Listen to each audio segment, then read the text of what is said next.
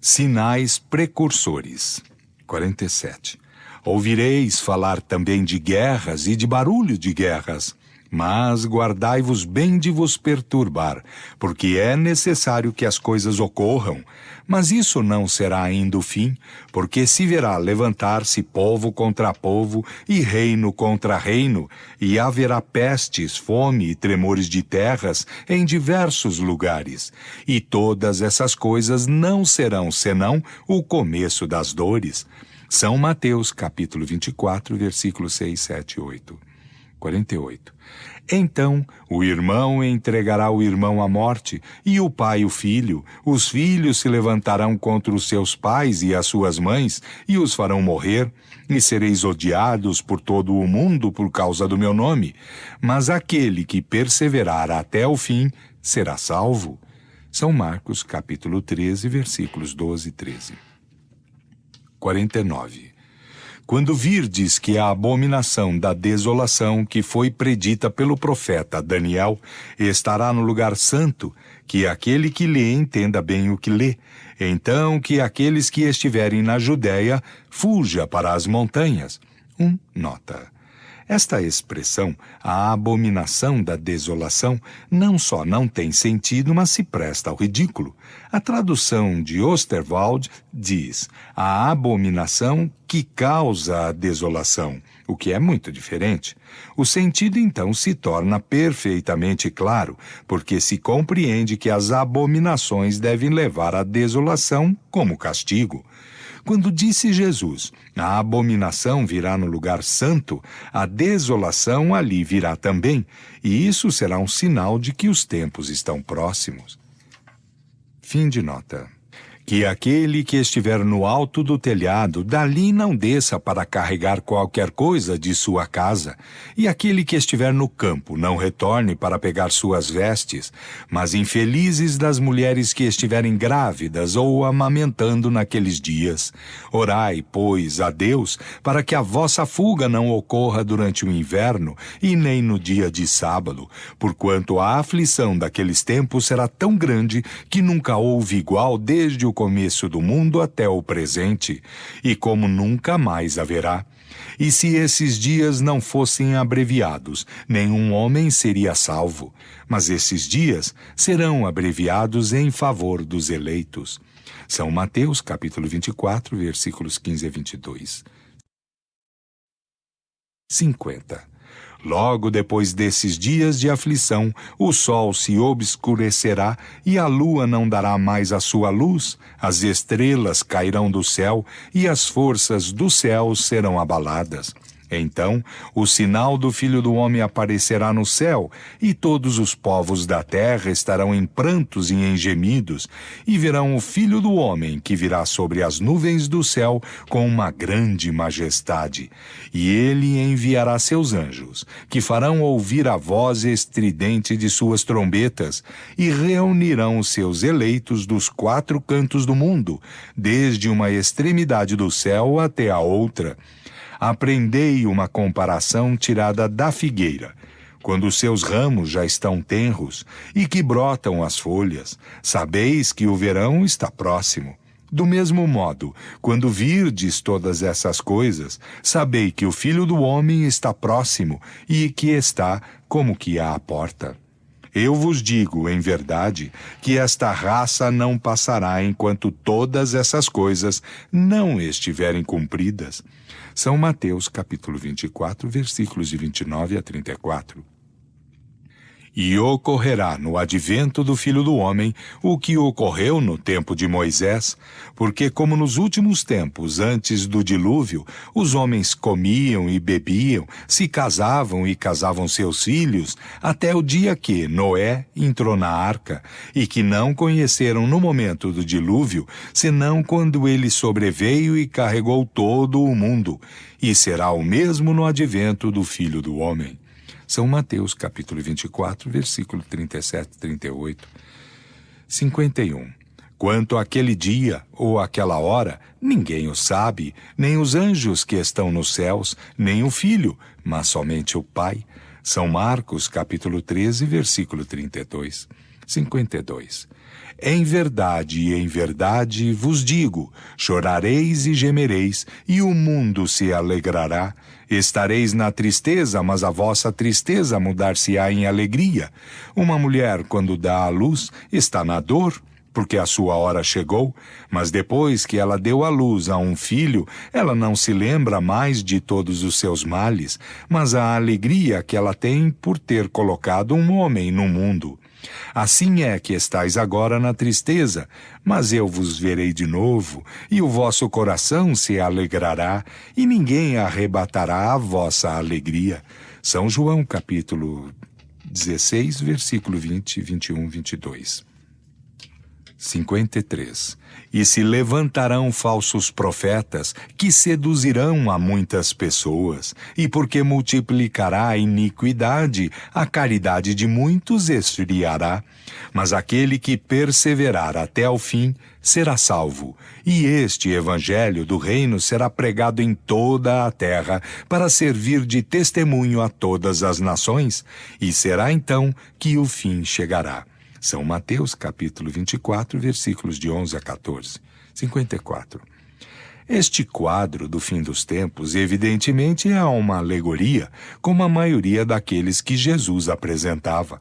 As imagens que contém pela sua energia são de natureza a impressionar as inteligências ainda rudes. Para impressionar essas imaginações pouco sutis, eram necessárias pinturas vigorosas, de cores decididas. Jesus se dirigia sobretudo ao povo, aos homens menos esclarecidos, incapazes de compreender as abstrações metafísicas e de apreender a delicadeza das formas. Para chegar ao coração, era necessário falar aos olhos com a ajuda de sinais materiais e aos ouvidos pelo vigor da linguagem. Por uma consequência natural dessa disposição de espírito, o poder supremo não poderia, segundo a crença de então, se manifestar senão por coisas extraordinárias, sobrenaturais. Quanto mais elas eram impossíveis, melhor eram aceitas como prováveis. O Filho do Homem, vindo sobre as nuvens do céu, com uma grande majestade, cercado de seus anjos e ao som das trombetas, lhes parecia bem mais imponente do que um ser investido somente de um poder moral. Também os judeus que esperavam no Messias um rei da terra, poderoso entre todos os reis, para colocar a sua nação no primeiro plano e reconstruir o trono de Davi e de Salomão, não gostariam de reconhecê-lo no humilde filho de carpinteiro, sem a autoridade material. Entretanto, esse pobre proletário da Judéia tornou-se o grande entre os grandes, conquistou para sua soberania mais reinos do que os mais poderosos potentados. Somente com a sua palavra e alguns miseráveis pescadores revolucionou o mundo, e é a ele que os judeus deverão a sua reabilitação. Ele estava, pois, na verdade, quando nesta pergunta de Pilatos, sois rei? Ele respondeu, vós o dizeis. 55. Há que se notar entre os antigos, os tremores de terra e o obscurecimento do sol eram os acessórios obrigatórios de todos os acontecimentos e de todos os presságios sinistros. São encontrados na morte de Jesus, na de César e numa multidão de circunstâncias da história do paganismo. Se esses fenômenos tivessem se produzido com tanta frequência quanto são contados, pareceria impossível que os homens deles não tivessem conservado a memória pela tradição. Aqui acrescentam-se as estrelas que caem do céu, como para testemunhar às gerações futuras mais esclarecidas que não se trata senão de uma ficção, uma vez que se sabe agora que as estrelas não podem cair. 56. Entretanto, sob essas alegorias se escondem grandes verdades. Primeiro, é um anúncio das calamidades de todos os gêneros que atingirão a humanidade e a dizimará. Calamidades engendradas pela luta suprema entre o bem e o mal, a fé e a incredulidade, as ideias progressistas e as ideias retrógradas. Em segundo lugar, a da difusão por toda a terra do Evangelho, reestabelecido em sua pureza primitiva. Depois, o reino do bem, que será o da paz e da fraternidade universal, sairá do código de moral evangélica, colocado em prática por todos os povos.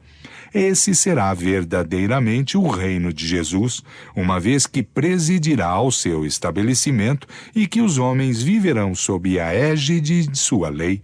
Reino de bondade, porque disse ele, depois dos dias de aflição, virão os dias de alegria. 57. Quando se cumprirão essas coisas? Ninguém o sabe. Disse Jesus, nem mesmo o Filho.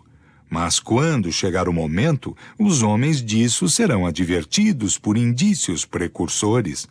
Esses indícios não estarão nem no sol, nem nas estrelas, mas no estado social e nos fenômenos mais morais do que físicos, e que se pode, em parte, deduzir de suas alusões.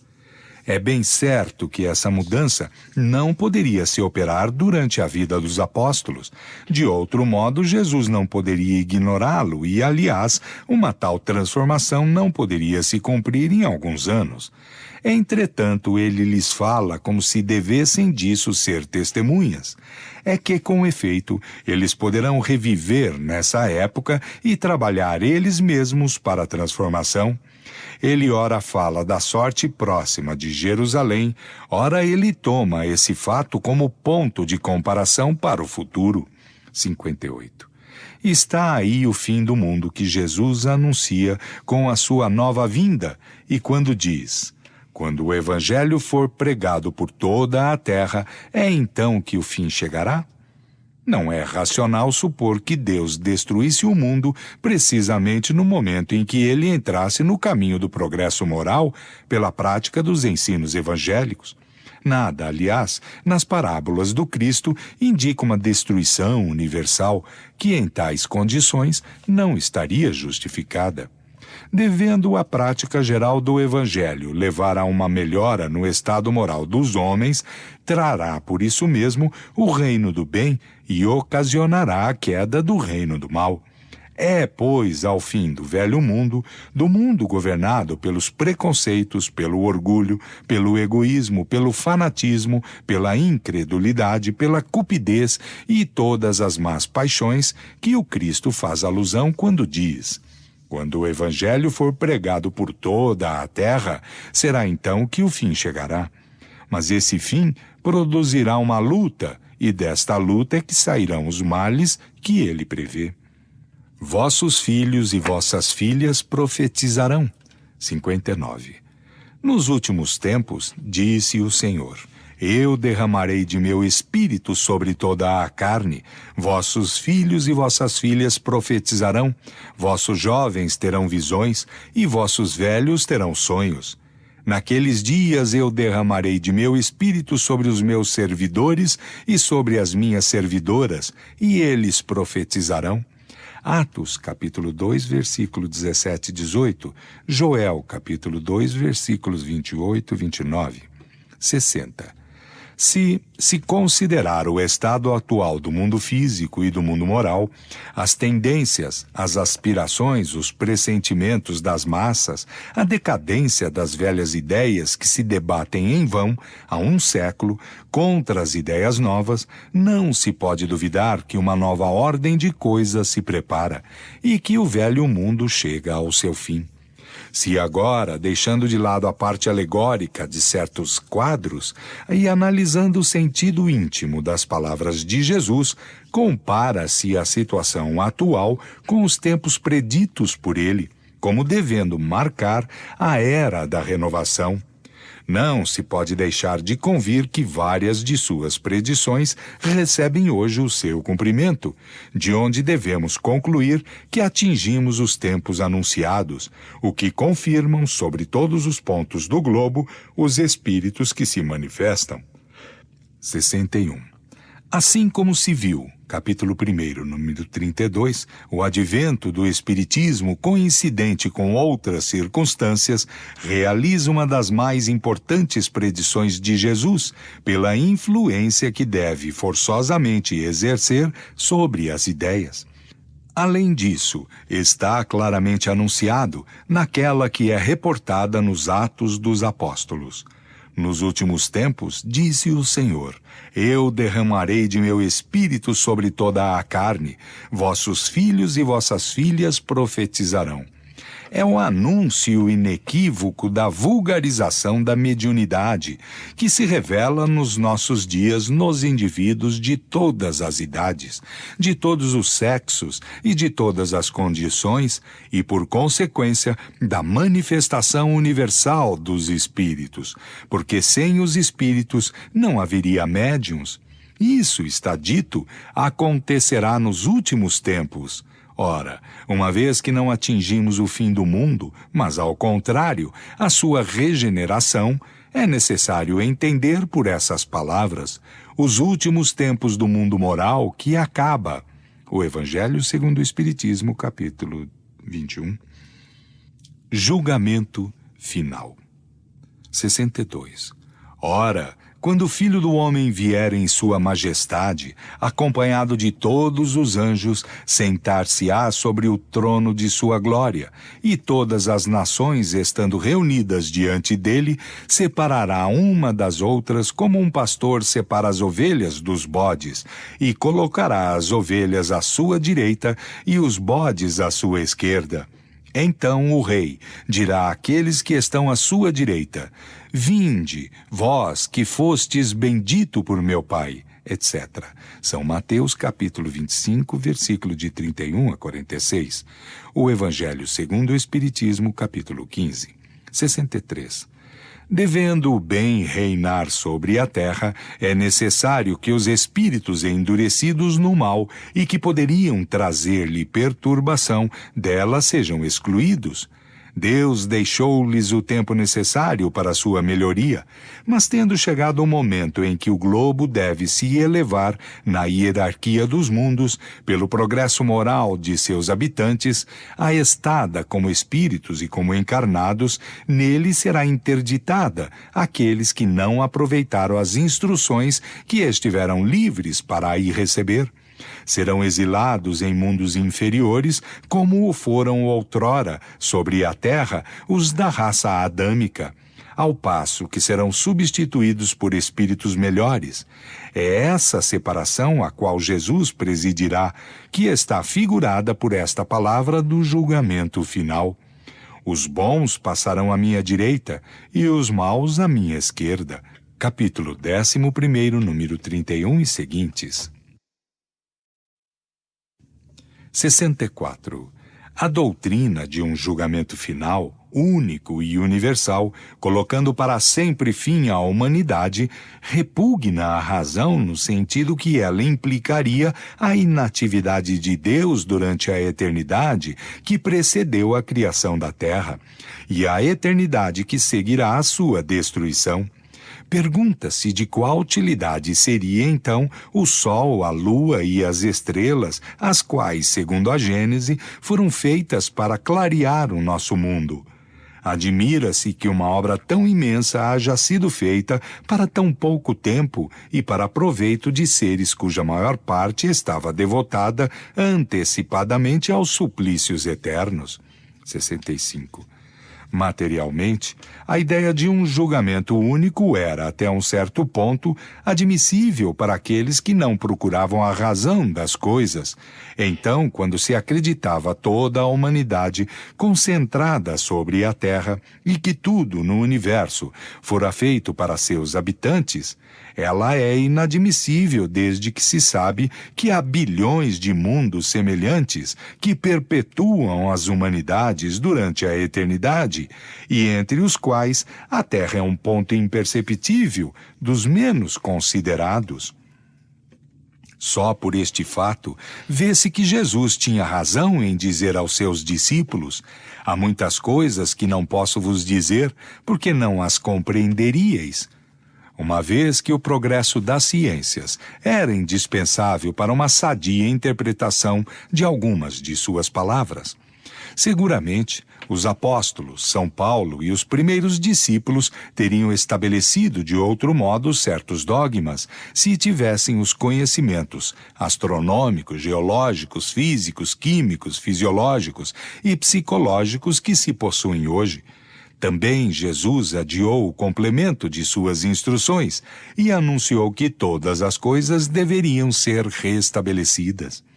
66.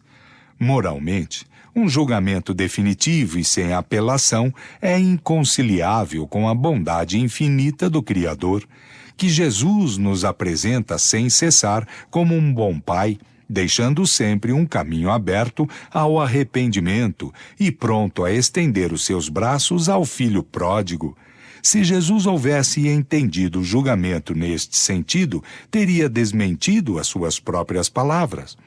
E depois, se o julgamento final deve surpreender os homens de improviso, no meio de seus trabalhos comuns e as mulheres grávidas, pergunta-se com qual objetivo Deus, que não faz nada de inútil e nem de injusto, faria nascer crianças e criaria almas novas nesse momento supremo, no termo fatal da humanidade, para passá-las por um julgamento ao saírem do seio materno, antes que tivessem consciência de si mesmas, enquanto que outros tiveram milhares de anos para se reconhecerem? De que lado, à direita ou à esquerda, passarão estas almas que não são ainda nem boas e nem más, e a quem todo o caminho ulterior de progresso está doravante fechado, uma vez que a humanidade não existirá mais? Capítulo 2, número 19. Que aqueles cuja razão se contenta com semelhantes crenças as conservem, é seu direito, e ninguém nisso encontre o que censurar, mas que não levem a mal que nem todo o mundo seja de sua opinião. 67.